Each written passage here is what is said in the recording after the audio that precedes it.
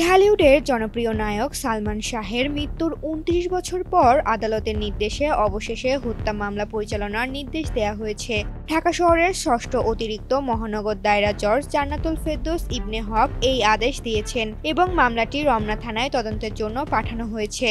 সালমান শাহের মামা আলমগীর কুমকুমের করা এই মামলায় সাবেক স্ত্রী সামিরা হক, খল অভিনেতা ডন হক সহ মোট ১১ জনকে আসামি করা হয়েছে। আদালতের এই আদেশের পর থেকেই মামলার প্রধান অভিযুক্ত সামিরা হকের খোঁজ মিলছে না। তার ব্যবহৃত ফোন নম্বরটিও বন্ধ পাওয়া যাচ্ছে এবং সরাসরি বা হোয়াটসঅ্যাপেও কোথাও তার সঙ্গে যোগাযোগ করা সম্ভব হচ্ছে না। একইভাবে অভিযুক্ত ডনও ফোন কল বা খুদে বার্তাগুলোর কোনো জবাব দিচ্ছেন না। সালমানের পরিবার দীর্ঘদিন ধরে দাবি করে আসছে এটি একটি পরিকল্পিত হত্যাকাণ্ড।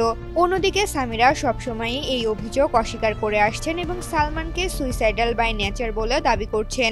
আদালতের নির্দেশ ও মামলার পুনর্জীবনের খবরে সালমান শাহের ভক্তদের মধ্যে নতুন আশার সঞ্চার হয়েছে। তারা দীর্ঘদিনের এই রহস্যের সত্য উদ্ঘাটনের অপেক্ষায় রয়েছেন। পুলিশ আসামিদের দেশ ত্যাগ ঠেকাতে ইমিগ্রেশন কর্তৃপক্ষকে তথ্য পাঠিয়েছে এবং অবস্থান শনাক্তের চেষ্টা চলছে। ঋতুপর্ণা, জনকণ্ঠ।